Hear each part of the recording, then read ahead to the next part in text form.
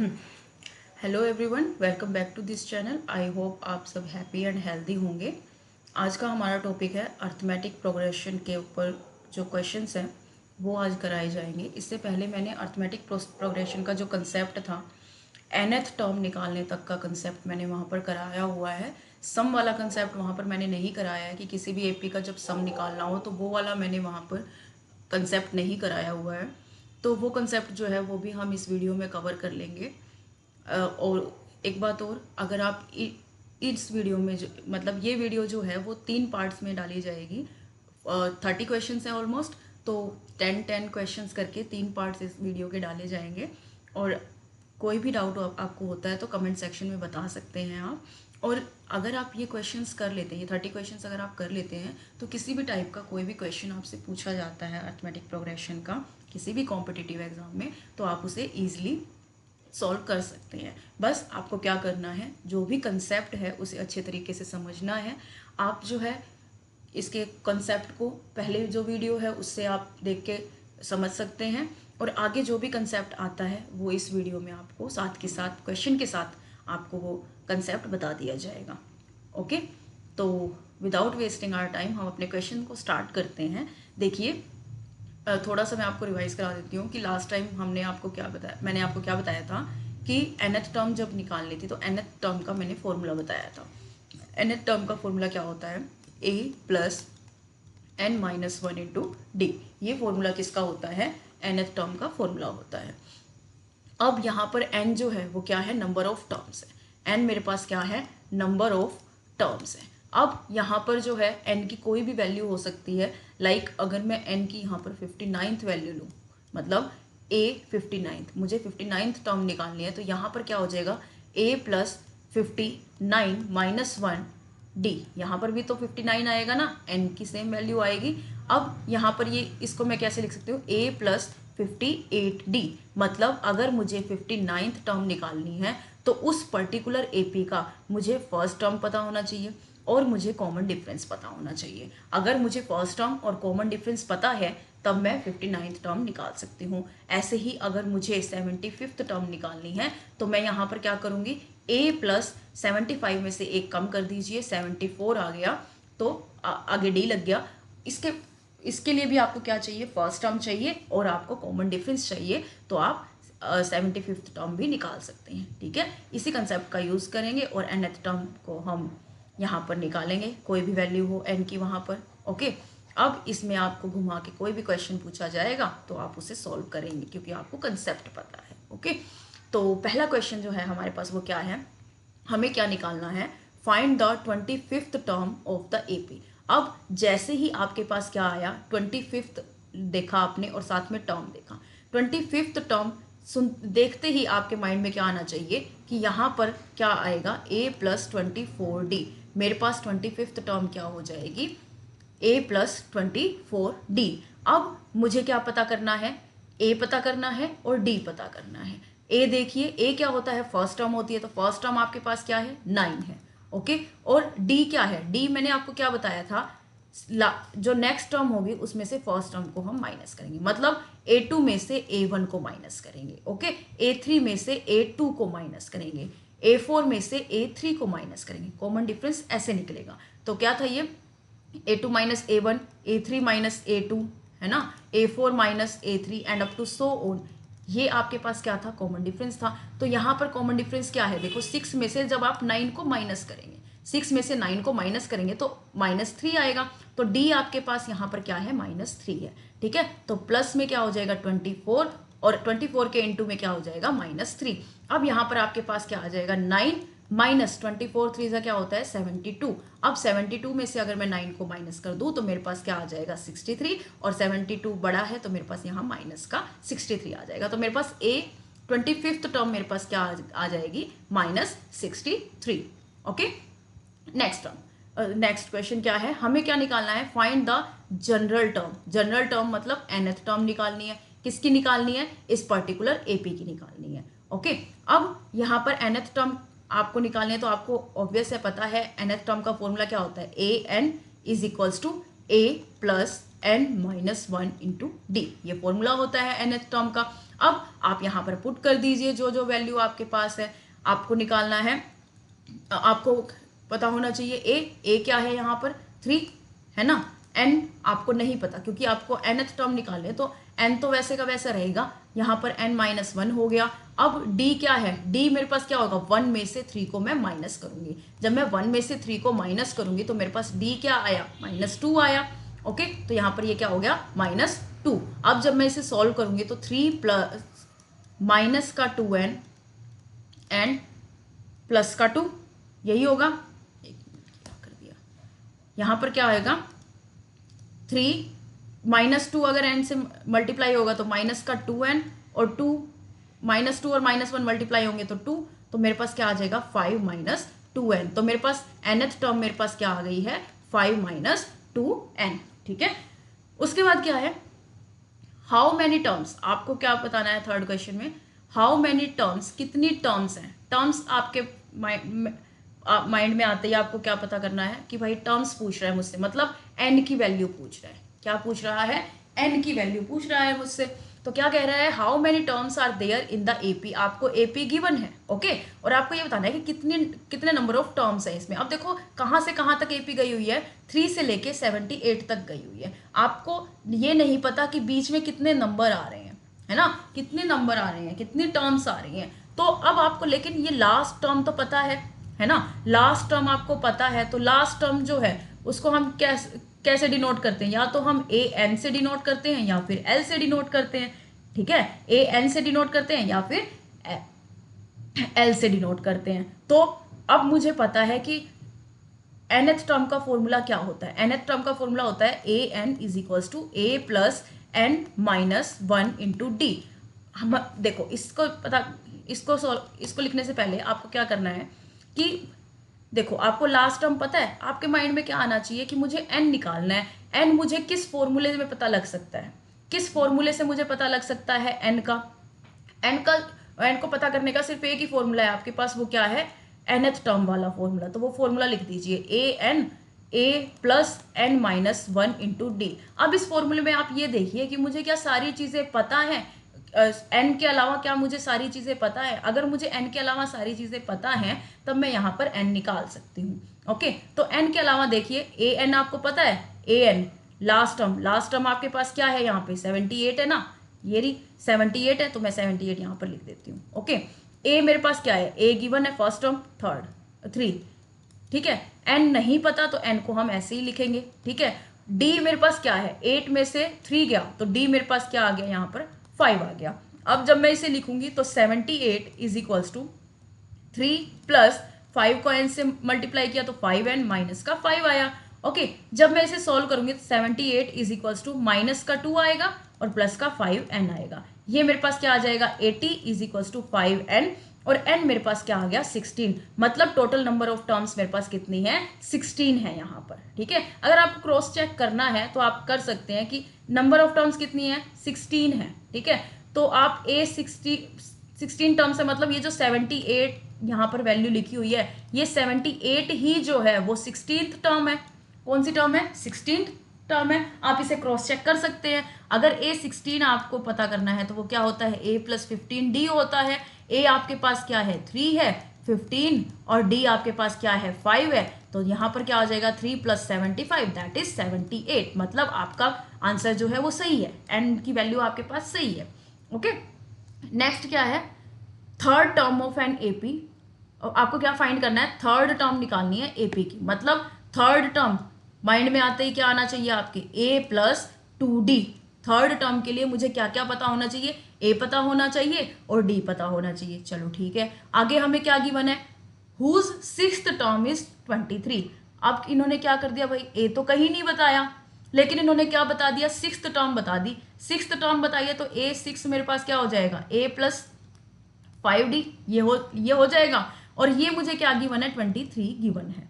Okay, चलो भाई यहाँ पे भी ए नहीं पता मुझे। अब मुझे क्या दे दिया, 8th टर्म दे दी, 8th टर्म दी है तो ए 8 मेरे पास क्या है, क्या हो जाएगा, a प्लस 7d हो जाएगा, जो कि मुझे क्या दिया हुआ है, 33 दिया हुआ है। Got it. अब देखिए यहाँ पर मुझे ए कहीं पर भी नहीं दिया हुआ, मुझे A3 निकालना है तो उसके लिए मुझे ए चाहिए और डी चाहिए, बट मुझे कहीं पर भी ए और डी की डायरेक्ट वैल्यू नहीं दी हुई है। तो इसका मतलब क्या है कि मुझे ये इक्वेशन जो बनी है इसे सॉल्व करना पड़ेगा। क्या इक्वेशन बनी है मेरे पास, a plus 5d is equals to 23 और a plus 7d is equals to 33। ये सिंपल 9th का क्वेश्चन है, अब आप उसे सॉल्व कर सकते हैं, है ना। वहां पर आपने सब्स्टिट्यूशन, एलिमिनेशन मेथड ये सारे पढ़े होंगे, तो उसके अकॉर्डिंग आप इसे सॉल्व कर सकते हैं। कैसे सॉल्व करेंगे, a plus 5d is equals to 23, a plus 7d is equals to 33। अब यहाँ पर क्या होता है, साइन आप चेंज कर देते हैं, a से a कैंसिल हो जाएगा, ये हो जाएगा माइनस का 2d is equals to minus का 10, तो d आपके पास क्या आ जाएगा, 5 आ जाएगा। ओके, अब d तो आपके पास 5 आ गया, लेकिन अब आपको क्या निकालना है, a निकालना है। तो किसी भी एक इक्वेशन में आप यहाँ पर d की वैल्यू पुट कर दीजिए, तो a प्लस 5 इंटू में 5 इज इक्वल्स टू 23। ओके, तो a plus 25 is equals to 23, a हमारे पास क्या आ गया, -2 आ गया। अब आपके पास a भी है और d भी है, यहाँ पर पुट कर दीजिए, तो ये मेरे पास क्या हो जाएगा, -2 प्लस का 2 इंटू में 5, ये हो गया मेरे पास -2 प्लस में 10, दैट इज 8 मेरे पास वैल्यू आ गई। तो मेरे पास A3 की वैल्यू क्या आ गई है, 8 आ गई है। देखिए यहाँ पर आपको इतना टाइम लगा इसे सॉल्व करने में, लेकिन अगर आप लगातार इसकी प्रैक्टिस करते रहेंगे तो प्रैक्टिस से क्या होगा, आपको इतना टाइम नहीं लगेगा, आपको डायरेक्ट क्या पता लग जाएगा कि देखो जब मैं सीधा आपने देखा थर्ड टर्म है तो मुझे a प्लस 2d निकालना है, ठीक है। अब उसके लिए मुझे a और d का पता करना है, a और d का पता करना है तो 6th टर्म गिवन है, सीधा आप ये सब नहीं लिखना होता। फिर जब आप क्वेश्चन को सॉल्व करते हैं ना एग्जाम में, तो ये सब नहीं लिखना होता, आप सीधा इसको कैसे सॉल्व करेंगे, देखो तरीका बता देते हैं आपको सॉल्व करने का, क्योंकि वहां पर आपके पास टाइम कम है, आप इसे ऐसे ही सॉल्व नहीं करने बैठ जाएंगे कि आराम आराम से आप सॉल्व कर रहे हैं, एक क्वेश्चन में आप 5 मिनट लगा रहे हैं। आपको एक क्वेश्चन में 5 मिनट नहीं लगाने हैं, ज़्यादा से ज़्यादा आपको 1 मिनट या 1.5 मिनट, या बहुत ही टिपिकल क्वेश्चन है तो आप उसे 2 मिनट दे सकते हैं, या फिर अगर वो 5 मिनट ले रहा है तो उस क्वेश्चन को वहीं पे स्किप करिए। हर एक क्वेश्चन जो है वो एग्जाम में करने लायक नहीं होता है ना, तो आपको पहले ये देखना है कि आप कितने क्वेश्चन बहुत जल्दी अटैम्प्ट कर सकते हैं। तो पहले आप ये देखिए जो इजी क्वेश्चन है उन्हें पहले निपटाइए, ताकि आपके कम से कम 1-2 मार्क्स, और मतलब जितने भी मार्क्स बन रहे हैं वो बने। उसके बाद अगर आपके पास टाइम है तो वो मुश्किल क्वेश्चन को आप अटैम्प्ट करिए, टाइम नहीं है तो उस क्वेश्चन को छोड़ दीजिए। उसमें ये नहीं है कि ईगो पे ले जाना है कि मेरे से क्वेश्चन सॉल्व क्यों नहीं हो रहा है, आप उसे करने बैठ जाएंगे, इससे आपका पूरा टाइम चला जाएगा और जो क्वेश्चन आप कर भी सकते हैं तो वो नहीं कर पाएंगे, ठीक है। तो इस चीज़ का आपको वहाँ पर ध्यान रखना है। अब इस क्वेश्चन को फटाफट कैसे सॉल्व करेंगे, आपको पता है कि थर्ड टर्म निकालनी है, माइंड में आपके क्या आ गया, a प्लस 2d होता है, ठीक है। सेकंड के अंदर आएगा, 1 सेकंड के अंदर कि हाँ a प्लस 2d होता है, इसके लिए मुझे a और d का पता करना है। a और d दिया हुआ है, नहीं दिया हुआ है, तो हम देखते हैं क्या हो सकता है। 6 टर्म है तो 6 टर्म के लिए a प्लस 5d है, मुझे 23 दिया हुआ है। यहाँ पर 1 टर्म है तो a प्लस 7d है, मुझे 33 दिया हुआ है। अब इसमें से यहाँ पर मुझे a और d डायरेक्ट नहीं दिया हुआ, तो मैं इसे यहाँ पर क्या कर सकता हूँ, अच्छा ठीक है, आप ये सोचेंगे ठीक है मैं क्या कर सकता हूँ यहाँ पे, तो आप यहाँ पे क्या करेंगे, ओके मैं इस क्वेश्चन को सॉल्व कर लेता हूँ। माइंड में ही आपको ये कैलकुलेशन करनी है, जब बहुत ज़्यादा माइंड कैलकुलेशन चलेगी आपके एग्जाम में, ओके। तो आप क्या करेंगे, अच्छा अगर मैं इसको सॉल्व करता हूँ तो यहाँ पे ए से ए कैंसिल हो जाएगा, 7d में से 5d गया तो 2d आया। आपको ये देखना है कि आप इसमें से ये इक्वेशन घटा रहे हैं अपने माइंड में कि इसमें से ये माइनस कर रहे हैं, ठीक है, उसको माइंड में रखना है। तो आप क्या करेंगे, ज़्यादातर ऐसे रखिए कि पॉजिटिव ही आपके पास वैल्यू आए, तो आप बड़े में से छोटे को माइनस कर दीजिए, ठीक है। तो 7d में से आप 5d को माइनस कर देंगे, 2d हो गया, और 33 में से 23 गया तो 10 हो गया। तो यहाँ पे सीधा आपको पता है कि डी की वैल्यू 5 आएगी, डी की वैल्यू 5 आएगी, तो यहाँ पे देखो डी की वैल्यू 5 रखेंगे तो 25 होगा, 25 में से 23 गया तो मतलब ये 25 इधर जाके माइनस का हो जाएगा, तो 25 और 23 का जो डिफरेंस होगा वो क्या आएगा, -2 होगा, ये -2 हो गया। अब यहाँ पे थर्ड टर्म जो थी बस सिंपल आप करिए, 2d है तो थर्ड टर्म आपके पास -2 प्लस में 2 इंटू में 5 हो गया, ओके हाँ 8 हो गया। इसको सोल्व करने में तो बैठिए 8 हो गया, बस इतना आपको करना है, ओके। ज़्यादा दिमाग ऐसे नहीं लगाना है कि हाँ एक एक चीज़ को मैं वहाँ पे सॉल्व करने बैठूँ, ऐसा नहीं करना है, ओके।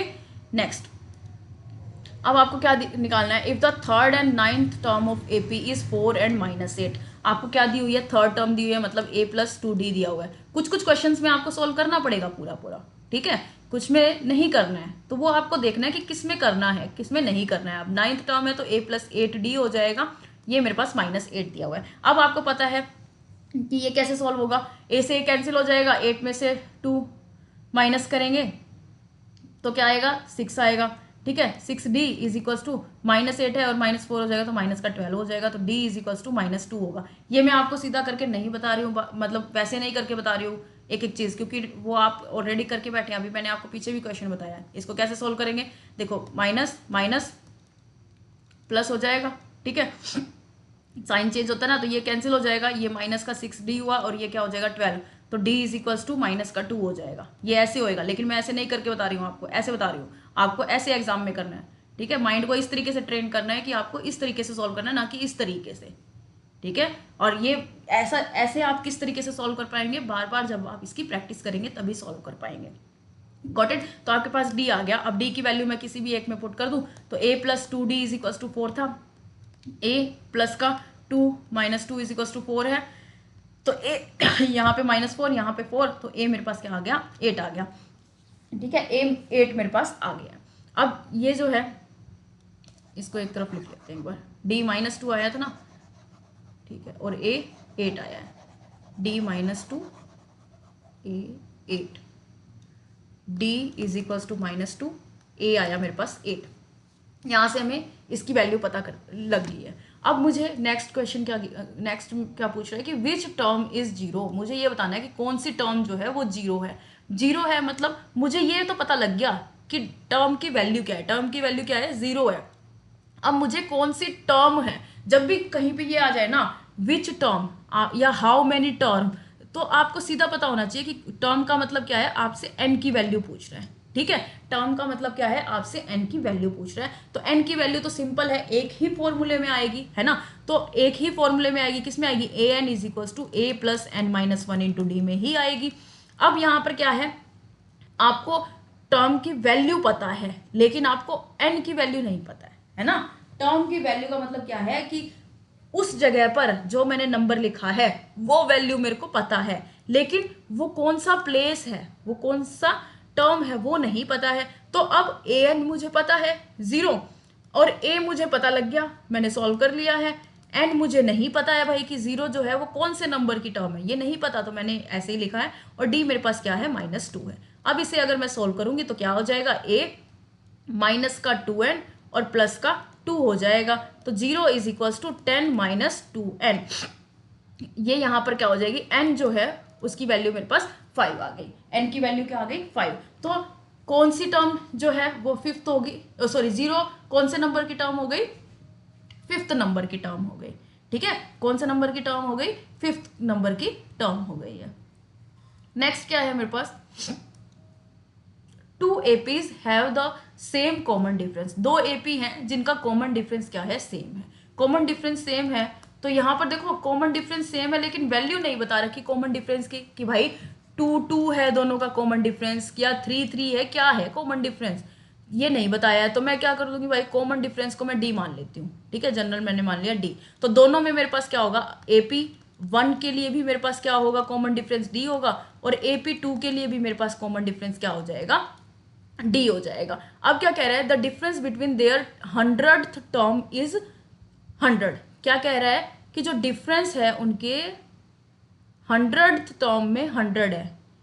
तो इसे भी जनरल तरीके से लिखें कि 100th टर्म, अगर मैं फर्स्ट AP की लिखूं 100th टर्म, तो मेरे पास क्या होगी, A प्लस 99D, है ना।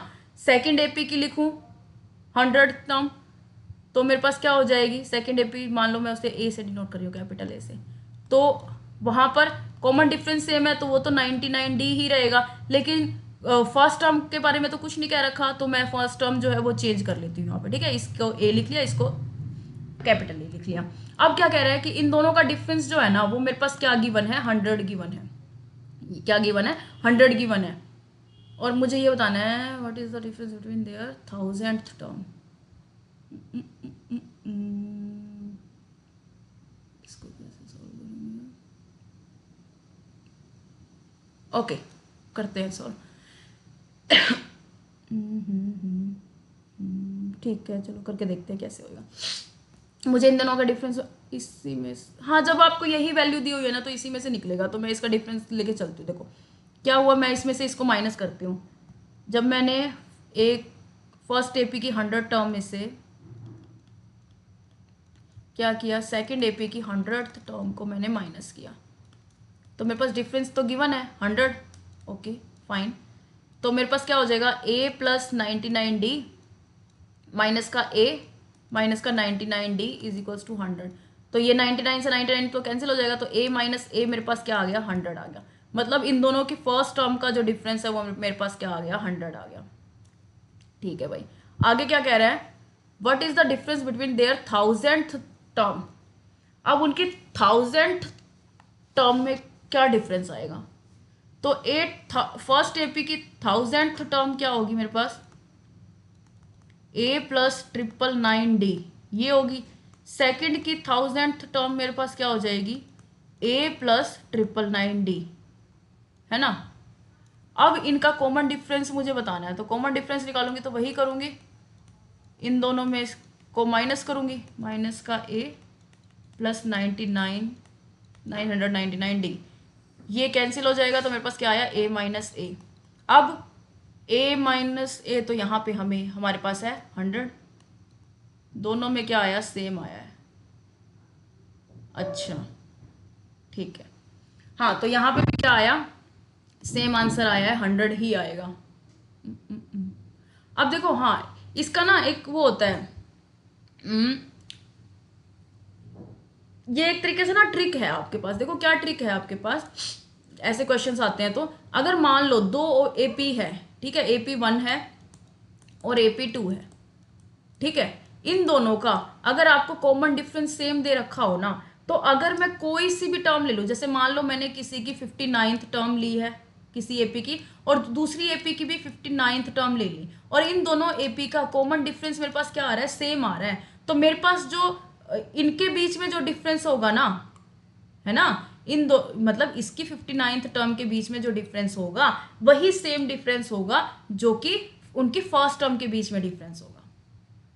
नहीं आया समझे, जैसे मैं AP1 ले लूँ और AP2 ले लूँ, ठीक है, इनका कॉमन डिफरेंस सेम है। अब इसकी फर्स्ट टर्म ले लूँ और इसकी फर्स्ट टर्म ले लूँ, जो डिफरेंस इन दोनों के बीच में होगा ना, अब अगर इसकी मैं 20th टर्म ले लूँ, इसकी 20th टर्म ले लूँ, वही सेम डिफरेंस ये होगा, ठीक है, इन ये सेम होगा डिफरेंस। ऐसे ही अगर मैं 89th ले लूँ इसकी क्या कहते हैं टर्म, और इसकी भी 89th टर्म ले लूँ, तो इनका भी डिफरेंस जो होगा ना वही सेम डिफरेंस होगा जो इनकी फर्स्ट टर्म्स का डिफरेंस होगा। देखो अभी मैं बता देती हूँ, जैसे वहाँ पे क्या था कि 100 टर्म ली थी, है ना, दोनों एपी की, तो वहाँ पे उन दोनों का डिफरेंस क्या आ रहा था, फर्स्ट टर्म का 100 आ रहा था। अब मैं वहाँ पे 59th टर्म ले लेती हूँ, 59th टर्म लूँगी तो मतलब a प्लस 58d आएगा, है ना, और ये क्या आ जाएगा, a प्लस 58d ये भी यही आएगा। इन दोनों का डिफरेंस लूंगी मैं, तो ये तो कैंसिल हो जाएगा, 58 से 58 फिर से मेरे पास क्या आ जाएगा, a माइनस 1 हो जाएगा, तो फिर से मेरे पास क्या आ जाएगा, डिफरेंस 100 आ जाएगा।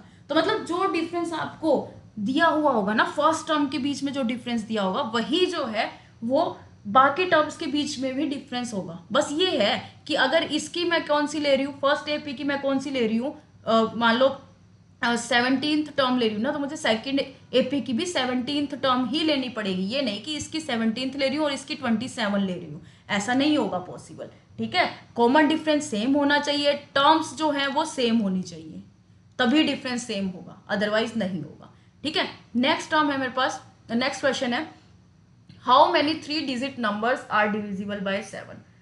3 डिजिट नंबर लिखा हुआ है, सबसे पहले आपको पता होना चाहिए 3 डिजिट नंबर स्टार्ट कहाँ से होता है, कहाँ से स्टार्ट होता है, 100 से स्टार्ट होता है ना, 100 जो है वो फर्स्ट 3 डिजिट नंबर है, ठीक है, वंस टेंस थाउजेंड ये आपको पता है, और लास्ट जो है वो 3 डिजिट नंबर कौन सा है, 999 है, ये आपको पता है। इनके बीच में जितने भी नंबर आएंगे वो आपके 3 डिजिट नंबर होते हैं। अब देखो 100 जो है वो 7 से डिविजिबल है, नहीं है, 101 वो भी नहीं है, 102 वो भी नहीं है, 103 वो भी नहीं है, 104 नहीं, 105 हाँ, सबसे पहली जो टर्म है 3 डिजिट टर्म नंबर जो है वो कौन सा है, 105 है, ठीक है, और सबसे लास्ट वाला जो है, सबसे लास्ट वाला 998 997 996 995 994 993, देखो ये होगा 7 एकम 7 2 9 7 चौक 28 19, ये नहीं होगा, 7 एकम 7 2 9 7 चौक 28, 18 नहीं है, ये 17 होगा नहीं है, ये 16 है नहीं है, ये 15 है नहीं है, ये 14 आएगा, हाँ ठीक है 994 ये हो जाएगा। तो जो लास्ट 3 डिजिट टर्म होगी जो 7 से डिविजिबल होगी वो 994 होगी।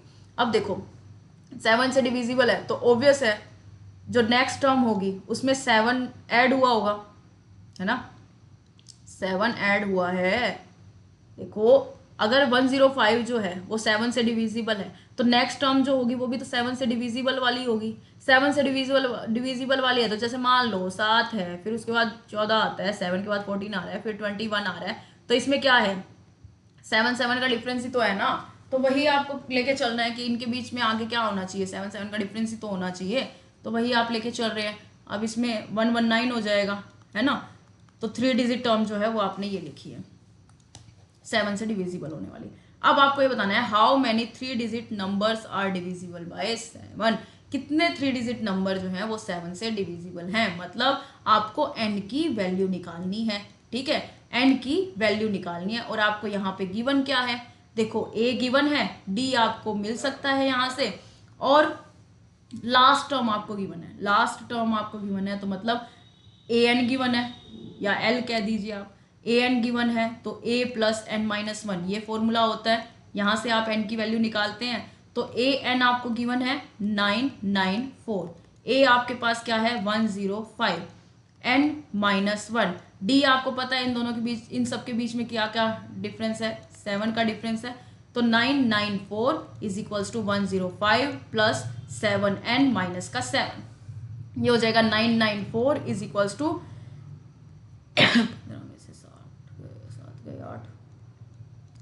98, है ना, क्या आ गया 98। अब ये जो है आप इसको सॉल्व करें, 994 minus 98 is equals to 7n, तो 14 में से 8 गए 6, 18 में से 9 गए 9, 8, 7n। तो इसको आप सॉल्व करेंगे तो क्या हो जाएगा 7 एकम 7, 7 दूनी 14, 7 2 56, तो n की वैल्यू आपके पास क्या आ गई 128। तो टोटल 3 डिजिट नंबर जो है 7 से डिवाइड हो रहे हैं वो कितने हैं 128 है। ओके, नेक्स्ट क्वेश्चन है find the 20th term from the end of an AP this. क्या पूछ लिया, 20th टर्म पूछी है फ्रॉम द एंड। अच्छा जी, देखो हाँ, इसको सोल्व करने के लिए ना आपको पहले ये पता होना चाहिए कि कितने नंबर ऑफ टर्म्स इसमें हैं, ठीक है, तभी आप बता सकते हैं ना कि लास्ट से कौन से नंबर वाली टर्म है ये, है ना। जब तक आपको ये पता ही नहीं होगा कितने नंबर ऑफ टर्म्स है, आप नहीं बता सकते भाई कि कहाँ ये कौन से नंबर वाली टर्म है। तो आप पहले n को निकालेंगे, n को निकालेंगे तो वही an वाला फॉर्मूला लिखेंगे, बार बार लिखने की नीड नहीं है, सीधा आप क्या करें, लास्ट टर्म आपको पता है 253, a आपको पता है 3 plus n number of terms निकालनी है n माइनस 1 इंटू में d क्या हो जाएगा आपके पास, 8 में से 3 गया तो 5 हो गया। Okay, 253 is equals to 3 plus 5n minus 5। अब यहाँ पे सॉल्व करेंगे तो 253 इज इक्वल्स टू माइनस का 2 प्लस में 5n, माइनस का 2 ही आएगा यहाँ पे ना, उसका 255 इज इक्वल्स टू 5n, तो ये क्या हो गया 5 और 1। नंबर ऑफ टोटल टर्म्स कितनी है आपके पास 51 है। अब देखो आपको लास्ट से कौन सी निकालनी है 20, लास्ट से 20th टर्म आपको निकालनी है, लास्ट से 20th निकालनी है तो वो स्टार्टिंग से उसकी क्या पोजीशन होगी, आप ये भी तो निकाल सकते हैं ना। लास्ट से आपको 20th निकालनी है तो आप स्टार्टिंग से देखें पहले उसकी क्या पोजीशन होगी, है ना। आप कैसे करें इसको पहले एक बार, 2 तरीके हैं इसके, तो दोनों आपको बता देते हैं, 2 होनी चाहिए ना, हाँ जो आपको इजी लगे ना उस हिसाब से आप इसको कर लेना। तो देखो लास्ट से निकालनी है, हम उसको स्टार्टिंग से निकाल लेते हैं। तो जब 2 जगह से आपको पोजीशन पता हो किसी पर्टिकुलर पर्सन की या किसी टर्म की, तो क्या करते हो आप कि लेफ्ट से भी आपको पोजीशन पता है और राइट से भी पता है, तो टोटल का फॉर्मूला होता है l प्लस आर माइनस 1, ठीक है। अब आपको क्या करना है, यहाँ पे आपको क्या गिवन है, टोटल में क्या होता है, कितने टोटल नंबर ऑफ टर्म्स है, ठीक है, उसमें लेफ्ट से उस टर्म की क्या पोजीशन है, राइट से उस टर्म की क्या पोजीशन है, और 2 बार उसको काउंट किया हुआ है तो हम एक माइनस कर देते हैं कि हमारे पास सिर्फ एक जगह से उसकी पोजीशन रह जाए। अब ये यहाँ पर क्या हो जाएगा, t+1 हो जाएगा, और मुझे राइट से पता करनी है, राइट से मुझे गिवन है कि 20th है और मुझे स्टार्टिंग से पता करनी है, तो राइट वाला तो मैं इधर ले आऊंगी तो मुझे लेफ्ट से पता लग जाएगी। टोटल मेरे पास कितने हैं नंबर ऑफ टर्म्स, 51 है, प्लस में 1, और राइट से मेरे पास क्या है, 20th पोजीशन पता है, तो लेफ्ट से मेरे पास क्या पोजीशन हो जाएगी, ये क्या हुआ 52 माइनस 20, 52 माइनस 20 L, तो लेफ्ट से मेरे पास क्या पोजीशन है, 32nd, तो मतलब लेफ्ट से यहाँ से मेरे पास कौन से नंबर की टर्म है, 32nd नंबर की टर्म है, मतलब 32th टर्म है मेरे पास। ओके, तो A32 क्या होगा मेरे पास, A+31D होगा, है ना। यहाँ पर A मेरे पास क्या है, 3 है, 31 है, और D मेरे पास 5 है, तो मेरे पास क्या हो जाएगा 3 + 5 155, तो ये हो जाएगा 158। तो लास्ट से जो 20th टर्म है वो मेरे पास क्या है, 158 है। एक तो ये है, ठीक है, हमने क्या किया, हमें 20th टर्म निकालनी थी एंड से, ये टर्म निकालने से पहले हमें ये पता होना चाहिए कि कितने नंबर ऑफ टर्म्स है यहाँ पे। अब यहाँ पर कितने नंबर ऑफ टर्म्स है उसे निकालने के लिए मेरे पास लास्ट टर्म गिवन है ना, लास्ट टर्म गिवन है, तो और कॉमन डिफरेंस और ए भी पता है मेरे को, तो मैं एन की वैल्यू यहाँ से निकाल सकती हूँ। एन की वैल्यू मतलब टोटल की वैल्यू मेरे पास आ गई है, टोटल की वैल्यू आ गई है, और मुझे वो जो टर्म निकालनी है उसकी मुझे एंड से पोजीशन पता है, तो बिगिनिंग से मैं निकाल सकती हूँ उसकी पोजीशन, है ना। बिगिनिंग से मेरी उसकी पोजीशन क्या आ गई, 32 आ गई, तो मुझे मतलब कौन सी निकालनी है, स्टार्टिंग से मुझे 32 जो है वो वैल्यू निकालनी है, ठीक है, 32th टर्म निकालनी है, तो 32th टर्म जो है वो A+31D करके मैंने निकाल ली है। ओके, एक तो ये फॉर्मूला है मेरे पास।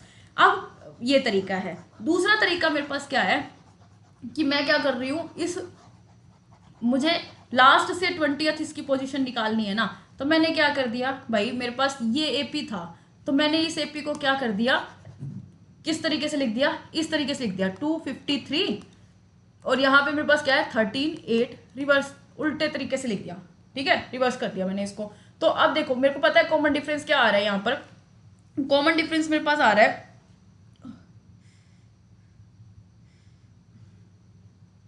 कॉमन डिफरेंस मेरे पास क्या आ रहा है, मुझे सिर्फ क्या पता करना है, लास्ट से, अब मुझे यहाँ से कौन सा निकालना है, 20th पोजीशन निकालनी है ना, 20th टर्म निकालनी है, तो 20th टर्म निकालने के लिए क्या हो जाएगा, A20 मेरे पास क्या हो जाएगा, A+19D, A+19D हो जाएगा, तो मेरे पास A क्या गिवन है, 253 गिवन है ना, 253 गिवन है, तो कॉमन डिफरेंस तो सब में सेम ही होता है, सब में सेम होता है, तो सेम चलता आ रहा है ना, सेम चलता आ रहा है, तो मेरे पास कॉमन डिफरेंस क्या होगा, देखो 8 में से 13 गया -5 ना, 3 में से 8 गया -5, तो कॉमन डिफरेंस मेरे पास, सॉरी, कॉमन डिफरेंस मेरे पास क्या आ रहा है, -5 आ रहा है। अब मैं इसको सॉल्व कर लूँगी, 253 माइनस 95 हो जाएगा, और मेरे पास क्या आ जाएगी, 158 वैल्यू आ जाएगी। तो मेरे पास चाहे तो मैं इसको उल्टा करके लिख लूँ, या फिर वो सारा जो मैंने उतना बड़ा प्रोसेस आपको बताया वो लिख लूँ, ठीक है, ये वाला इजी तरीका है, आप इससे कर लेंगे तो आप इजीली इसको सॉल्व कर लेंगे। तो यहाँ पर हमारे जो है वो 10 क्वेश्चन जो है वो कंप्लीट हो चुके हैं। अब नेक्स्ट पार्ट जो है इसका, बाकी 10 क्वेश्चंस का आगे अपलोड कर दिया जाएगा। यहाँ तक को आपको कोई भी प्रॉब्लम होती है तो आप नीचे कमेंट सेक्शन में बता दीजिएगा, ठीक है, और इसे आप बार बार प्रैक्टिस करेंगे तो आपकी प्रैक्टिस हो जाएगी इसे जल्दी सॉल्व करने की, तो वहाँ पर आपको टाइम जो है फिर कम लगेगा, ठीक है। तो आई होप आपको ये वीडियो अच्छी लगी होगी, एंड आप अपने एग्ज़ाम की तैयारी अच्छे से कर रहे होंगे। सो ठीक है, फिर इसको यहाँ पे ख़त्म करते हैं। Till then stay happy and healthy and bye.